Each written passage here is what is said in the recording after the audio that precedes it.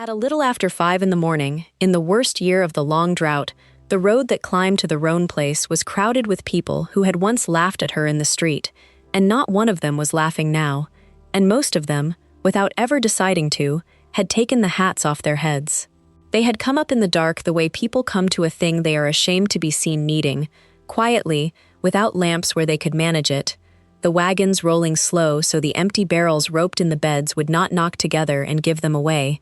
a boy asleep on a mule with a milk can hung on either side, 2 old men who had spat her name into the dust of the sale yard 9 years before, now standing shoulder to shoulder at her fence and saying nothing to each other, and a young mother with a baby wrapped against the morning cold,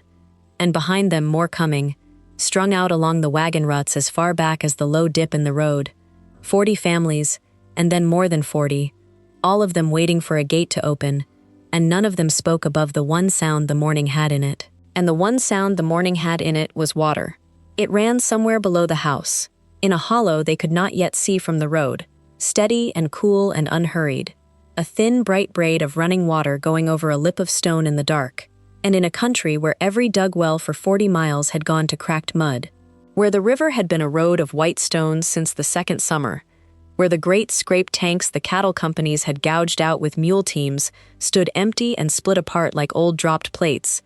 That small sound of running water was the strangest and the most impossible sound in the world. There was no water here. Every map in the territory said so. Every memory in the valley said so. The whole hard weight of everything everybody knew said so. And there it ran, in the dark, going and going. Inside the house, a lamp was burning, and at a plank table under the lamp, a woman named DROUGHT sat in a dead man's coat with the sleeves turned back twice, and she was not at the window, and she was not watching the road fill with the same people who had mocked her, and she did not once get up to look at them. She had a ledger open in front of her, a wide, cheap book with a cracked spine that had been rebound with waxed thread, and she wet the pencil at her lip, and set down a figure, and ran the points slow down a column and counted, her mouth moving a little the way it always did, and she carried the number to the foot of the page and underlined it once. She was counting. In the worst hour of the worst year, with the whole ruined county lined up at her wire, she sat by the lamp and counted, because counting was the thing she had done all her life, and it was, though almost no living soul had ever once seen the worth of it, the entire reason every person out on that road was going to live through the year. 9 years before that morning, in the sale yard at Coldwell, on a raw gray afternoon at the tail end of a killing winter, DROUGHT had paid $28 for 130 calves that were dying on their feet. Orphan calves weaned too soon off cows that were already dead. Calves so poor and so far gone that no man in that county would have taken them off her hands as a gift. And she had counted the money out coin by coin in front of the whole town, and the whole town had laughed. $28. 130 head. It came out to not quite 22 cents a calf, and every man leaning on the rail did that same easy piece of arithmetic in his head, and found it the funniest thing he had seen all winter. A penniless widow throwing $28 she did not have, across a pen of 130 dead calves that were still, for the moment, walking. And what not one of them understood, that afternoon, or for a long hard while after it, was that DROUGHT had not bought 130 dying calves at all. She had bought, though she could not have told you so herself, and would not truly know it for 3 more years, the one thing in that whole burned-out country the drought was never going to be able to reach. It was already there that afternoon, lying under dead ground, waiting, the way water waits. Remember that. Remember the $28 and the 130 head, and the sound of running water in the dark where there was no water and never had been. Everything this story has to give was already lying there in that first cold hour before dawn, down under the hardpan, keeping. Below the house, past the corral and the leaning shed, the land dropped a little way into a shallow hollow maybe 200 feet across, a low dish in the ground with no name to it, the kind of soft dip a person walking would cross without a single thought in his head. In the old days, before there was ever a Coldwell or a sale yard or one dug well in the whole valley, the buffalo had used that hollow. They had come to it and rolled in it and packed it, thousands of them across hundreds of slow years, because something drew them to it, some faint dampness that never quite showed itself on the surface, but that the animals could smell in the ground, and they had worn it and pressed it with their weight and left it a wallow, a hard-bottomed dish of trodden earth. And then the buffalo were gone, killed off in a few short seasons by men with heavy rifles and wagons for the hides, and no heavy hoof pressed the hollow anymore, and the country baked, and the rare rains that came ran off the slick dead floor of it fast and went nowhere, and season on season, a hard gray cap formed over the whole bottom of the dish, a crust of caliche and packed clay, as tight and as blind as a fired plate. And the little living dampness that had lain just under the surface sank down and down away from the light and the air, until it was, to every eye that looked, and every map that was drawn, simply gone. But it was not gone.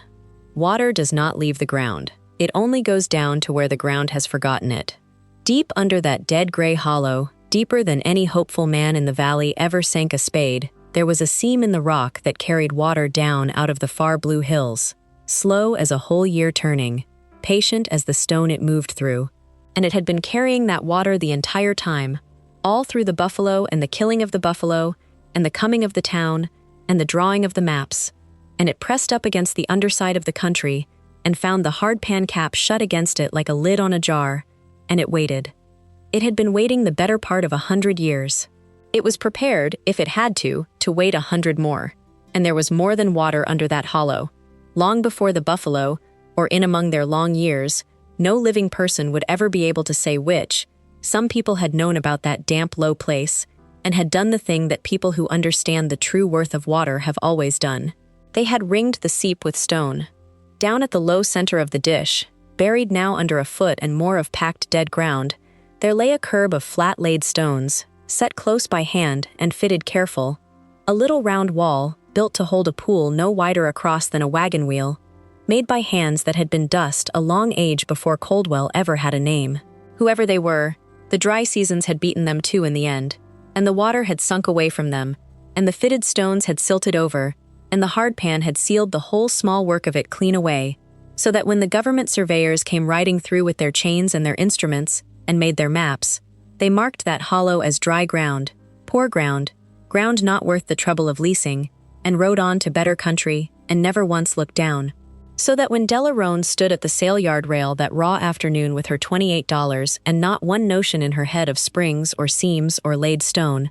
the thing she was about to become the sole owner of was not only 130 dying calves, it was 100 years of buried water and a ring of forgotten hand-set stone, sealed away under a cap of dead ground, in a hollow that every man in the county who claimed to know anything agreed with a laugh was worth exactly nothing. She did not know it was down there. The old man who would point her toward it did not know it was down there, not for certain. Only that dry country keeps its oldest secrets low and gives them up in the end to nothing but feet.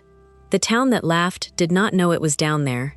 Not one living soul on the round earth knew it was down there. But it was down there, and it was patient. And it had, unlike every other creature in that valley, all the time there ever was. But to understand the water, you have to go back to the winter that took everything she had, because that hard winter is where Della Roan was made. Go back to it. Go back to a young woman not yet 30, newly widowed, standing in the doorway of a soddy on a leased quarter of the very worst ground in the valley, with the north wind coming clean through the chinking and lifting the corner of her mother's quilt, and count with her what she owned that day, because a person is in the end the sum of what they can lay a hand on, and Della Roan could lay a hand on almost nothing in this world.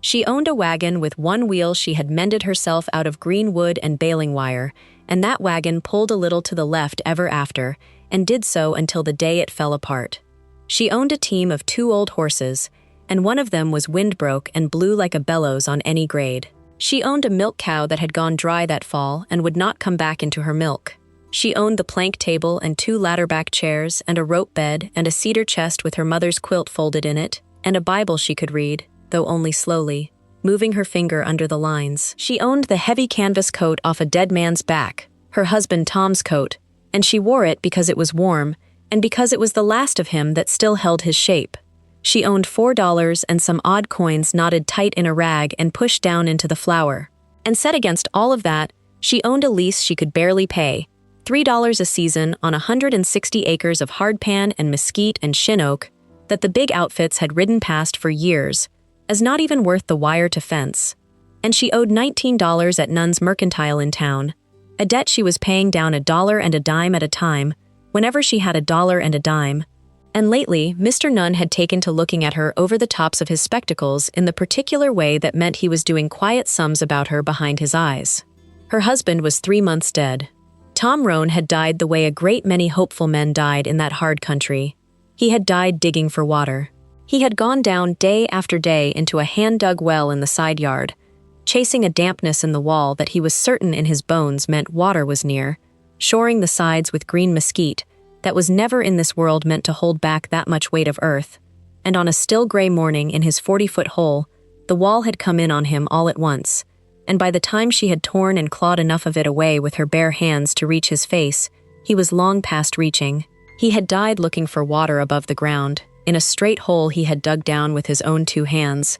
and he had found none, not a cupful, not a drop. She filled that well back in herself over the next many days, a bucket of dirt at a time, because she could not bear to walk past the black mouth of it, and she did not cry where any soul could see her do it. And that plain, hard fact, more than any other, was the beginning of the thing the whole town would later take for coldness in her, when it was never coldness at all. She had no children yet, and no people in the county, and no people to speak of anywhere, only some cousins back east she had not heard from in years, and would not have written to for pride. And so she was alone out there on the Muller quarter in a way that few people are ever truly alone. Alone with the wind, and the 2 old horses, and the dry cow, and the filled-in grave of a well. And she was young, and she was poor past the telling of it. And she was, by every measure the town of Coldwell knew how to take of a person, finished before she had rightly begun. The town of Coldwell had decided about Della Roan the way a town decides about a person, quietly, all together, without ever once calling a meeting to do it, and the thing they had decided about her was a good deal worse than dislike. They pitied her. Now scorn a strong person can carry, because scorn has heat in it and you can warm your hands at your own anger and walk on. But pity is a cold and a heavy stone, and once a town has settled its pity on you, there is no place to set the stone down, because the one thing you cannot do is fight it, seeing as fighting it only proves to everyone how much you were in need of pitying all along. The kindest of them were the worst of it. The women left a loaf on her step and did not knock. The men touched their hat brims and looked at the ground and hurried their horses on past her wagon. They had a settled place for her in their talk, the poor roan widow out on the Muller quarter. Not right for a woman to be out there alone like that. She'll not last another winter. Somebody ought to write to her people and get her back among them, such as they are. And she learned, over that first long year, not to answer any of it. She learned to say thank you for the loaf, and to mean it, and to shut her door and go back quiet to whatever she had been doing. And what she had been doing, always, at every hour, was watching and counting and keeping the record. Since she was a small girl, she had counted things, the stairs and the fence posts, and the eggs under the hens, and the coins in the rag, not exactly out of worry, and not out of any nervousness of the hands, but because a counted thing is a known thing, and a known thing cannot lie to you, and cannot leave you nearly so much by surprise as a thing you never bothered to number. She knew which hen was off her feet a full day before the hen quit laying. She knew to the exact dollar and dime what she owed and what little she was owed. She kept a book of it all, that same wide, cheap ledger, and into it every night by the lamp she set down the weather and the wind and the count of what she had and the small dry facts of the day, dated, in her slow, careful hand, and she did not miss a night. The town could not see any of this, and would not have counted it for anything if somehow they had been shown it, because it was not a thing that showed on a person and it did not look, from the outside, like anything at all. They saw a poor closed-off widow who kept to herself out on bad ground. They did not see, because there was no way for them to see, the one plain capacity in her that was going to save every last one of their lives, which was only this, that Della Roan watched, and she counted, and she remembered, and she wrote it down, and she did not forget, and she did not quit. The Calves came out of a bigger ruin than her own, which is the way of these things. They came out of the Territorial Land and Cattle Company, the Cross T, the great combine that in the fat green years had thrown far too many cows onto the free range, more cattle by half than that grass could ever carry in a dry year, betting the way big money always bets that the good years would just keep on being good, and then the good years quit, the way they always do. A dry summer burned the range to the roots, and on the heels of it came that same killing winter that had taken Tom Roan and left her a widow, a winter of blue northers and ice-sheathed grass, and the cows died in it by the long thousand. died standing up against the drift fences, died in the coulées where they had gone to hide from the wind, a die-up so wide and so complete that men rode for days afterward and were never out of sight of the dead. And the cows that died left calves. Spring calves, most of them, weaned too early or never rightly weaned at all, orphaned in the ice, and the hands gathered what of them they could off the range half dead and bawling. The little doggies, ribby and hollow-eyed and stumbling, and the company, cutting its enormous losses the cold way big money cuts them, hauled the whole doomed gather of them in to the sale at Coldwell to bring whatever a dying calf would bring, which everybody knew was nothing. Because everybody did know it. It was not a secret, and it was not in dispute. A doggy calf, weaned off its mother too soon and then starved through the tail of a hard winter, is the poorest gamble in all of ranching, because to carry one of them through to spring, you have to feed it and shelter it and nurse it like a sick child, and hay and cottonseed cost hard money. And even then, the plain grim truth every old hand at that rail could have recited in his sleep was that half of them, and more, would die on you, no matter what you did or what you spent, would just lie down one cold morning and be gone, so that wintering doggies was known, was proven, was a settled and finished fact, to be nothing but the throwing of good feed after dead stock. The company had tried it and lost its money and quit. And so the 130 of them stood jammed in the far pen at Coldwell on sale day, bawling their cracked thin ball, their hip bones standing up under the hide, priced at nothing because they were worth less than nothing, a problem with a known and a final answer,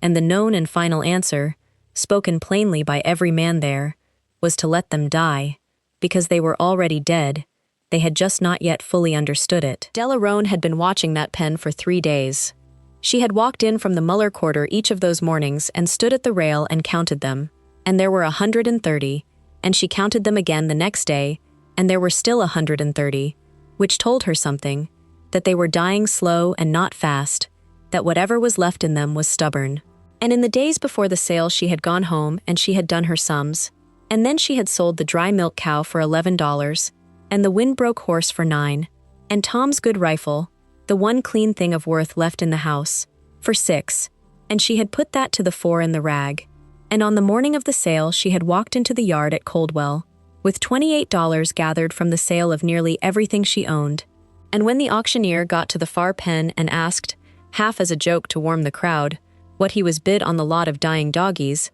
Della Roan said $28 in a plain, flat voice, and no other soul said anything at all, and the whole yard turned to look at her, and then the whole yard laughed. It rolled down the rails, the laughter, men slapping the top board and shaking their heads and repeating the number to each other. $28. The widows give her whole poke for a pen of dead ones, and she stood in the middle of it and did not color, and did not drop her eyes, and did not answer a word of it. And when the auctioneer cried the lot sold, mostly to be shut of them,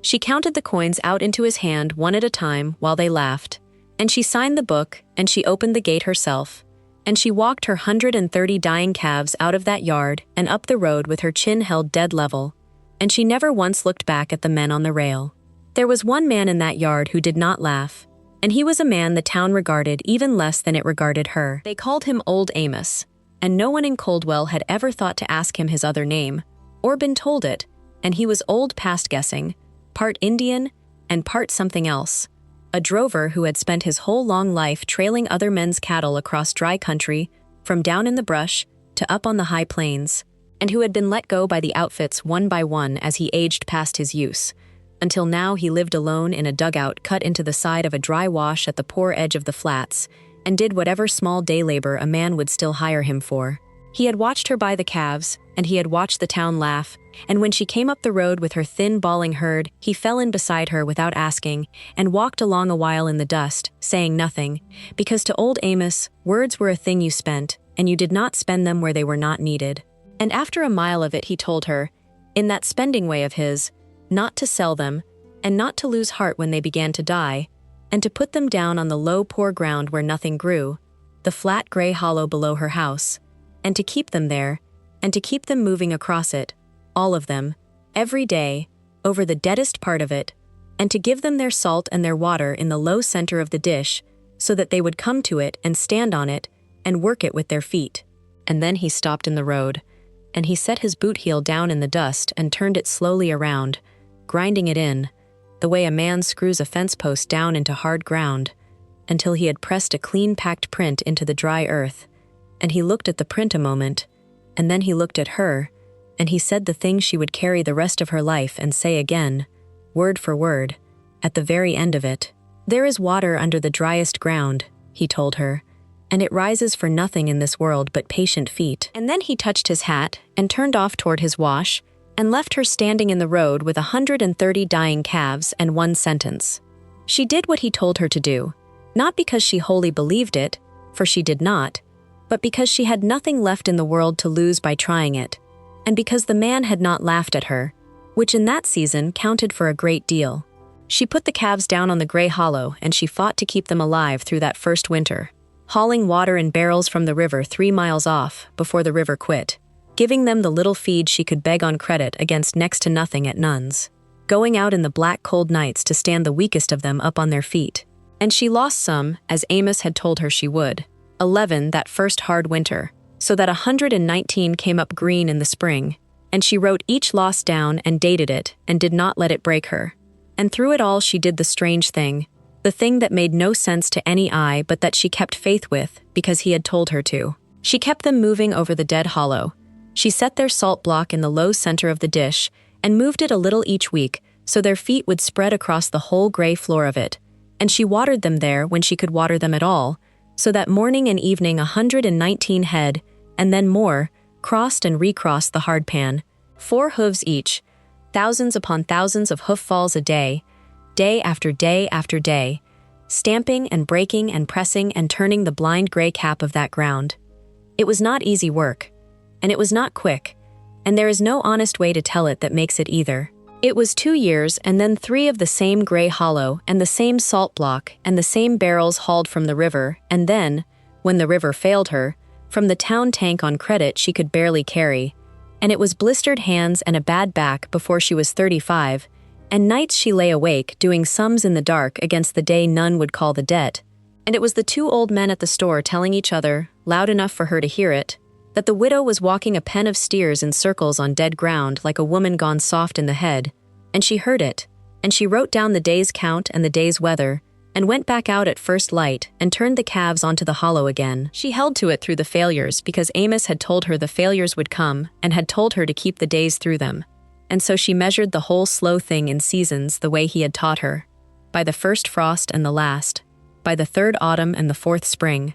never by that soft lying word eventually, but by the hard-counted turning of the calendar, 1 page at a time, 1 number under the last. And the ground, which had been shut for 100 years, began, so slowly that only a woman who counted and wrote down would ever have caught it, to change. The first spring she noticed only that the calves' dung and the broken caliche had darkened the floor of the hollow a little, and that a shower which used to run off it in an hour now stood in the low center as a muddy sheet for the better part of a day before it sank. That was all, but she wrote it down, and she dated it, because Amos had told her to keep the days, that in this country water in the end belonged to whoever first put it to use and could prove the very day he did it, and so she wrote the days. The second summer, a thin, uneven ring of green came up around the low center buffalo grass and then a little sedge, the kind of low water-loving sedge that has no business at all growing on dry hardpan, and she wrote that down too,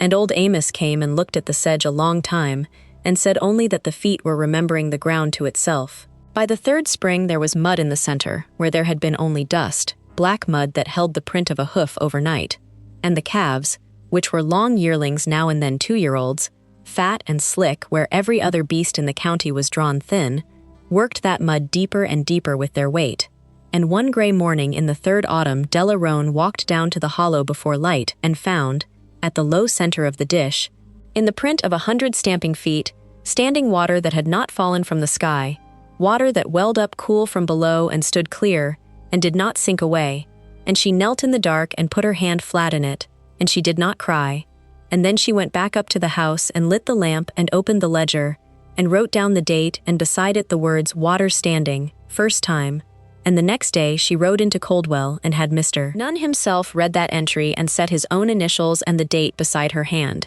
because she wanted the day written in a second man's hand, and a week after that she went on to the county seat at Alto and filed a plain sworn statement that on that dated day she had brought water to beneficial use on the Muller quarter, and she paid the clerk his fee and folded her copy of the paper, the slow, careful way a person folds a thing they mean to keep for the rest of their life. The water rose all that winter, a little more each week, welling up through the worked ground where the calves had broken the century-old cap, and by the fourth spring it was not a wet print anymore, but a steady seep,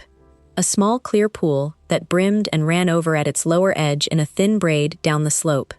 And one bright morning, the 2-year-olds, working the mud at the center as they always did, turned up under their feet a flat gray stone, and then the edge of another beside it, and Della Roan got down into the cold mud with her hands and cleared them, and old Amos came and stood over her, and did not speak for a long while, and then he told her what she was uncovering, that it was a curb of laid stone, a ring of set and fitted stone built by hands long gone to wall a spring, and that the water she had let up was not new water at all, but old water, the oldest there was, that men had known and used and walled and then lost when the ground packed dry over their heads, and the world forgot the place, and that her patient feet had only reminded the ground of what it had always been keeping. And there it was at last, undeniable, physical, past all argument, a walled spring running clear and cold and steady in the deadest hollow of the driest quarter in the whole burned county, and word of it, the way word does, began to go around, first among the poor who came quiet to ask for a barrelful, and then wider, up the roads and into the offices, until it reached, as such word always reaches, the men who make it their business to own water. He came up the road in a top buggy behind a matched team on a fine, still evening, a man named Harmon, well-dressed in a town suit and a clean hat, well-spoken, soft-handed, an agent, he said, taking off his hat, for the Territorial Land and Water Company, which was the same great combine, grown a new arm, that had dumped the dying calves at Coldwell 4 years before.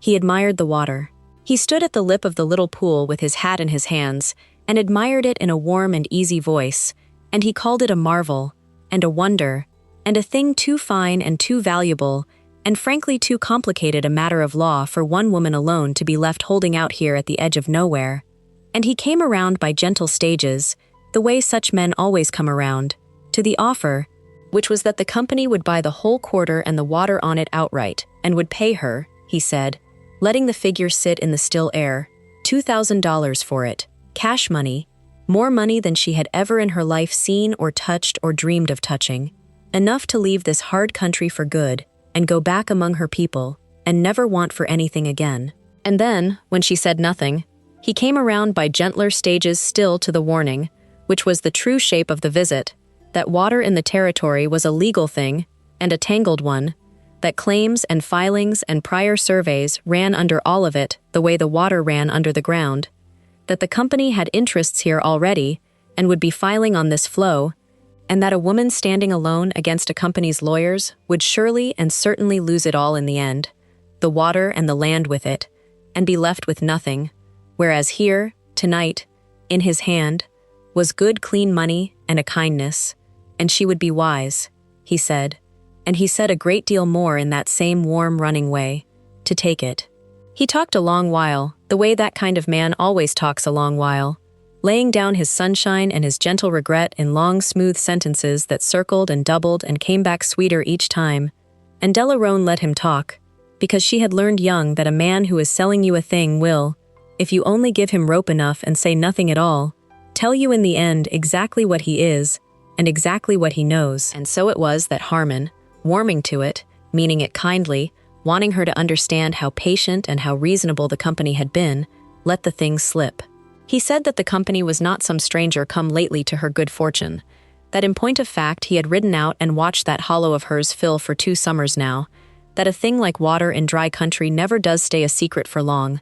and that the company had had its eye on this flow, quiet and friendly the whole time. 2 summers. She caught it, the way she caught everything, and turned it over once in the quiet of her head, and she did not change her face, and she did not raise her voice, and she said nothing at all for a moment, which with her was a kind of speech. Then she went into the house, and she came back out with the wide, cracked ledger under her arm, and she opened it there on the tailgate of her mended wagon in the last of the light, and she turned it to the page, the 3rd autumn, 3 full years before the 2 summers he had just laid claim to, the entry that said, water standing, first time, in her slow hand, with Mr. Nunn's initials and his date set beside it in a second man's hand, and folded flat against that page, the county's stamped copy of her sworn statement of first use from that same season, and she turned the open book around on the tailgate so that it faced him, and she looked at him, and she said the only words she said to him in the whole of that evening. "Read the date," she told him. He read it. He was a smooth man and not a stupid one, and he read the date and the second hand beside it and the folded county paper under it, and he understood, faster than she could have explained it and better, that in this territory the water belonged not to the man with the newest claim, but to the one who had first put it to use, and could prove the very day,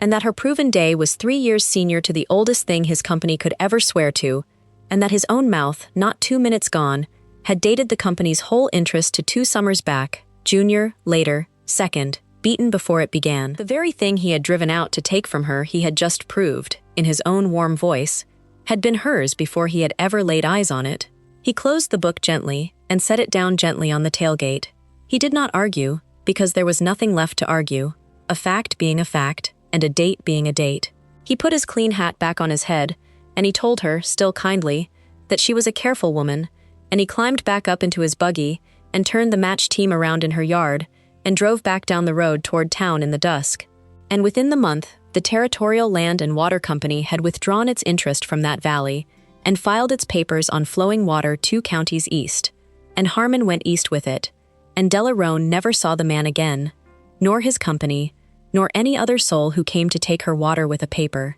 Not that season, nor any season after. And then, in the fullness of time, the long drought came, the real one, the great one that old men would still be dating things from 50 years on, and it did to that country what Harmon's lawyers had promised to do to her and could not. It shut the sky. Year on year the rains failed, and then failed worse, and the grass went first, and then the wells, one after another all down the valley, the shallow dug ones and then the deep bored ones, until every well for 40 miles stood over dry stone, and the river quit and became a road of white cobbles, and the great scrape tanks of the Cross T and the other outfits cracked and split and stood empty. And the cattle died the way they had died in the die-up, only slower and worse, standing at the dry tanks bawling, and the big money that had laughed at her from the rail 9 years before now watched its thousands go down into the cracked mud, and the town well at Coldwell, the last one anybody trusted, drew up brown and then drew up nothing, and there was, in all that ruined country, in the worst of it, exactly one place where water still came up cool and clear and steady out of the ground, and ran over a lip of laid stone and did not stop, because it came from deep, from the old seam in the far hills, and because the worked and broken and living ground of that hollow, remembered to itself by 10 years of patient feet, drank down and held every rare drop that fell and let it up slow. And that one place was the Rhone Hollow, and the drought that ruined every man who had done it the proven and conventional way could not so much as touch her, precisely and only because of the 130 dying calves that the whole town had laughed at her for buying. And so they came to her, in the dark, ashamed, the same people, and she did not gloat, and she did not turn them away, and she did not, either, play the fool. She set a price on the water, and she set a fair one, not a low one, because she was nobody's fool and she knew to the dime what water is worth in a country dying of thirst, which is to say worth everything, and she charged the big outfits and the men who had money the full hard worth of it and wrote every gallon in the ledger, because a woman who counts knows the difference between charity and being robbed, and she meant to be neither robbed nor a fool. But to the others, to the widows and the busted-out families and the half-orphaned children who came up her road with an empty barrel and empty hands, she gave the water on a handshake and a mark in the book, $1 owed against next year's calves, credit extended on nothing but a name and a promise, and she turned no living soul with a true thirst away from her fence, and that, the crediting and the carrying of the ones who had nothing, and not the good money she took from the ones who had plenty, was the whole of her victory, and she knew it, and it was enough. Come back now to that hour before dawn where this began, and see it whole. The road full of wagons in the dark, the barrels roped in the beds, the 2 old men who had spat her name standing quiet at her wire, the hats coming off without anyone deciding it, the young mother with her baby, the 40 families and then more than 40 strung back to the dip in the road, all of them waiting on a gate, And under it all the one sound the morning had, the thin, bright braid of water running over old laid stone in the hollow below the house. Water the maps swore was not there. Water the long drought hunted the whole county for, and never found, because it was under dead ground the whole time, waiting, keeping, the way water waits. And Delarone at her plank table in the dead man's coat, not at the window, not watching the people who had mocked her, but bent to the lamp with the cracked ledger open, wetting the pencil and running the point down the column, counting the families and the head of stock she was carrying, and the water measured out and the dollars owed against next year, keeping the record straight so that every debt was fair and every account was kept, and no one, in the end, was either robbed or made a fool. That was the answer to all of it. That had always been the answer. She had watched, and she had counted, and she had kept the days, and it had saved them all. And old Amos she did not forget. She built him a snug cabin of dressed lumber up on the rise above the hollow, in sight and in sound of the water he had promised her out of nothing but a boot heel and a sentence, and she saw to it that he wanted for nothing in his last years, and he sat in the door of it of an evening and listened to the seep run, and when he died, she buried him herself on the high ground above the spring, and she never gave the town his other name, because he had never once given it to her, and she let it lie with him. And the boy she did not forget either, the Pruitt boy, Emmett, half orphaned by an earlier dry year that had broken and then killed his father, who had come up her road one hungry season to hire on for his keep, and had stayed, and who grew up at her elbow keeping the tally and learning to read the ground the way she read the ledger, and in time, a grown man, he took a string of calves and a salt block and the whole patient method of it 2 valleys over to another dead hollow that everybody said was worth nothing, and he put the feet to it season on season and opened water there too, so that the knowledge outlived the woman who had earned it and went on into the country ahead of her. And Harmon and his great company were long gone, their claims blown to dust 2 counties east, their name a thing the old men at Coldwell said with a short dry laugh. And Delarone grew old beside her water, no longer pitied and no longer mocked, and the $28 and the 130 head became at last a thing the town told fondly on itself. The day they all laughed. $28, 130 dying calves, not quite 22 cents a head, 9 years to the water, and it had bought a spring that carried a whole county through the worst drought in living memory. And in the end, when she was the old woman and the drought that made the legend was itself a story told to children, she stood at her fence one dry, bright morning and watched a young woman come walking up the road with nothing, a wagon behind her with a bad mended wheel that pulled to the left, a heavy man's coat too big across the shoulders, $4 most likely knotted somewhere in the flour, and a face that had plainly decided a while back not to cry where anyone could see it,